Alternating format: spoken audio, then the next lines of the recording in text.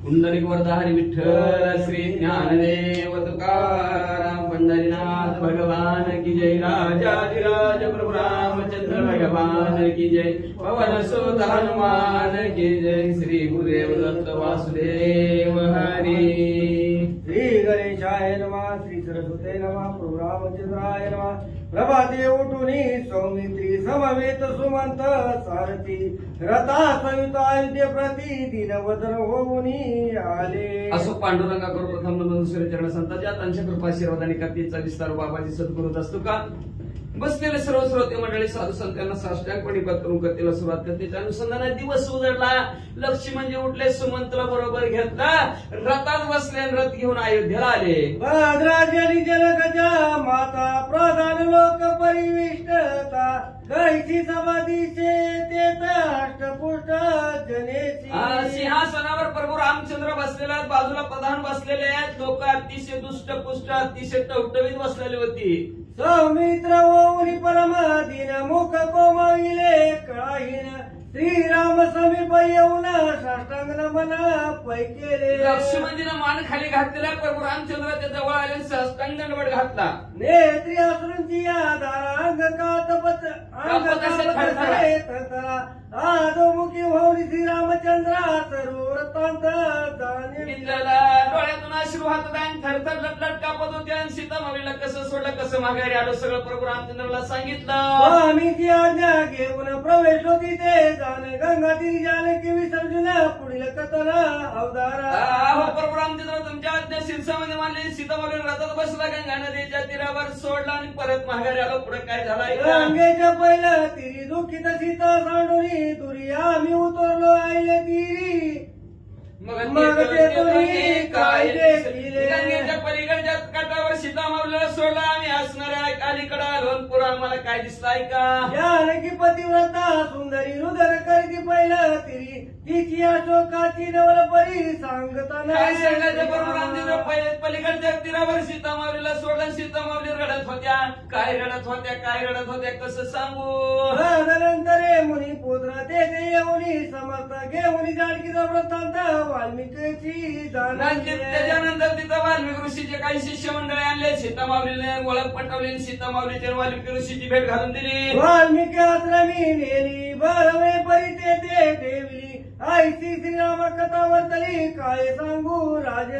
वाल्मिक ऋषीच्या आश्रमाच्या ठिकाणी सीतामाईला सोडलं, परत आम्ही माघारी आलो। काय प्रभू रामचंद्र पुढे काय झालं सांगा? श्रीराम तुम्ही लोक लज्जभेन केले जानकीचे उपेक्षण परी ते परम पतिव्रत दारुण शोक बहुता वनी प्रभू रामचंद्र तुम्ही लोक लाज भयास्तव सीतामाऊलीला वनाच्या ठिकाणी सोडलं, पण सीतामाऊली महान पतिव्रत वनाच्या ठिकाणी गेल्यावर काय रडत होते, काय सांगू? जे कोणी हृदय माझा गोपाय प्राण परी तुझी कृपा होती म्हणून करीत हे चरण काय सांगायचं? सीतामाऊलीचं रडणं, ते रडणं ऐकून माझा जीव जातो की काय असं वाटत होतं, पण प्रभू रामचंद्र तुमची कृपा आशीर्वादाने तुमचं पाय दिसलं अन्यथा सीतेचा शोक ऐकून वरीचे पक्षी स्वपदे चारा सांडून ती झाली अति दिन दुःख दारुण पैकीचे। काय सीतामाऊलीचं दुःख होतं, काय रडणं होतं म्हणजे असणार सीतामाऊलीचं दुःख रडणं पाहून असणार आहे। त्या वनातील असणारे पशु पक्षी वंचर प्राणी त्यांनी सुद्धा पाणी घेतलं नाही, त्यांनी सुद्धा अन्न खाल्लं नाही। आईची दुःखित ते सीतामाई सांडून श्री रघुनाथ मी आज आलो तत्वता चरण तुझे पाहावया। अशा दुःख्या अवस्थेत सीतामाऊलीला वनाच्या ठिकाणी सोडलं, मी अयोध्या नगरात तुमच्या असणाऱ्या चरणाची सेवा तुमचा असणारा दंडवत तुम्हाला पाहण्यासाठी आलो। तुझी या चरणाचे दर्शने मोठे संसाराचे धरणे अहम ममतेचे खत फाटणे वेगी पावणे। तुमच्या असणाऱ्या चरणाचं दर्शन झाल्यावर प्रभू रामचंद्र जन्म मरणाचं असणारं जी काय धरण आहे ती संपलं जातं। एवढंच नाही, साधक म्हणजे असणारा परब्रह्म होतो, एवढी ताकद तुमच्या चरणात आहे प्रभू रामचंद्र। आता जानकी तिने करावी चिंता जे लिहून गेली विधता ते सर्वता।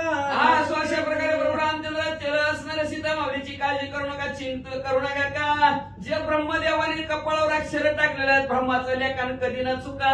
भूत भविष्य वर्तमान ती साक्षी तू साक्षी पूर्ण दे देता आदि ज्ञान याहून बिन तू श्रीराम भूत भविष्य वर्तमान काळ तिन्ही काळाचं ज्ञान तुम्हाला प्रभू रामचंद्र आणि जी कळतंय ते तुम्हाला सर्व कळतं म्हणजे असणारा प्रभू रामचंद्र ह्याच्यापेक्षा वेगळं काही नाही वाचा ग्रहस्थी पुत्र धन याची आत ज्ञानी अशी नाही जाण भोग भोग न भक्ता पूर्ण वैरागी मन दृढ कोणी म्हणजे असणारा खऱ्या असेल स्त्री असेल पुरुष असेल जर याची आसक्ती धरत नाही म्हणजे एवढंच नाही भोग भोगून असणारा ब्रह्मचारी म्हणणारा असा जो काय ज्याचं मन वैराग्याच्या ठिकाणी दृढ झालेला आहे उडणी चढे भिंतीशी चढण्याची वय पतन तिशी संयोगत्वाची वियोगाची कारण झालं श्रीराम ऐका प्रभू रामचंद्र म्हणजे असणारा एखादा किडा म्हणजे असणारा भिंतीवर चढतो नाही चढायला की परत खाली पडतो म्हणजे असणार का जिथं संघ आहे तिथं दुःख आहे जिथं असणारा संघ आहे वियोग संघ असतो तिथं वियोग कधी ना कधी ताटातूट असतीच म्हणजे वाचा जो प्राणी जन्म आला तो गर्भित झाला मेला या कारणे साधू मेळा निसंग होऊन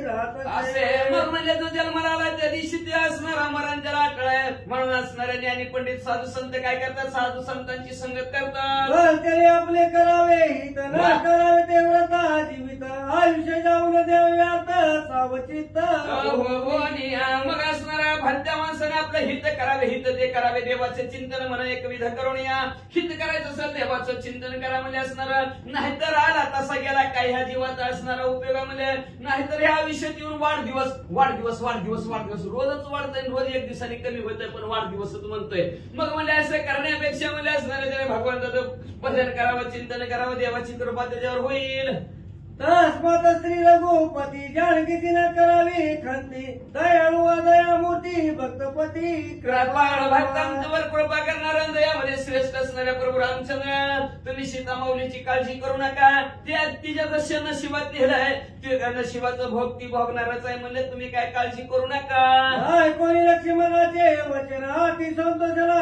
रघुनाथ पुढती काय आपण बोलता झाला अशा प्रकारचे लक्ष्मणजीचं बोलणं प्रभू रामचंद्र ऐकलं प्रभू रामचंद्र आनंद वाटताना आनंदाच्या भरात प्रभू रामचंद्र काय म्हणतात अगय महाभाव लक्ष्मणा पुरुष माझी पंचानना ज्ञानियामध्ये ज्ञान निधाना पराक्रम गहना विवेकी आगे महान असणाऱ्या शिववीर पराक्रमी असणाऱ्या लक्ष्मणजी अशी ज्ञानवान असणाऱ्या आणि असं विवेक असणाऱ्या लक्ष्मणजी वनराशी जे वचन ते सत्याची असे प्रमाण बरी माझी कार्य लागून जाणं प्रवर्तनाशी लक्ष्मणजी तुम्ही बोला मी खरं बोला पण तुम्ही माझ्या काम परिपूर्ण केलं माझी आज्ञा नुलंघिता वरा गेली घेऊन सीता ते सांगू तू मागता अयोध्येशी आला माझ्या आज्ञेचं उल्लंघन केलं नाही सीतामढला घेतलं वनाच्या ठिकाणी सोडलं परत अयोध्या नगराला आला तुझ सारी का नाही आता तू केले माझे हित चुकविला थोर आनंद लोकपवादा अरे तुझ्यासारखा लक्ष्मणजी माझा जवळचा कोणीच नाही माझं असणार हित केलं तू काही नाही तर माझं असणार मला लोकांनी नावं ठेवली असती तो जनापवाद आणि लोकांचं नावं ठेवणं तो माझं लक्ष्मणजी संपविलं पूजा बुधाची कल्याण चिरकाल होईल जाण जनापवाद भयापासून मदत लक्ष्मणजी तुम्हाला लोकांचं नावं ठेवण्यापासून वाचवलं म्हणून तुझ्या असणाऱ्या ताकद तुला येवं तुला यश प्राप्त व्हावं तुझी कीर्ती सगळ्यात फडकावं असा आशीर्वाद करून रामचंद्र देऊ लागले माझी मला सारिका तू राखलाची महापुरुषा त्रैलोकी तोरी जोडले यशा जनपवादा माझ्या मनासारखं लक्ष्मणजी तुम्ही वागला आणि माझ्यावरचं असणाऱ्या लोकांचं बोलणं टाळलं म्हणून लक्ष्मणजी तुमची असणारी कीर्ती स्वर्ग मूर्ती पातळात पसरो एका जनार्दना चरण पुढे रघुपतीचे कथन समूळ सांगले रघुनंदन इतिहास पुरातन असो का बघा आपल्या सद्गुरू शांती एकदाच महाराजाला शरण गेले का तर राजा जर वाईट वागला तर राजाची काय परिस्थिती होती लक्ष्मणजी तुम्हाला सांगतो पूर्वी एक असणार नरक नावचा राजा होता तो वाईट वागला व्यवस्थित वागला नाही म्हणून त्याला पापाची फळं काय भोगावं लागली पुढच्या त्यात ऐका अतिशय महान इतिहास आहे म्हणजे तो गाडी शोधी द्यावे ते पुढी तरी पाविजे परमार्थ तडी श्रद्धा दुरात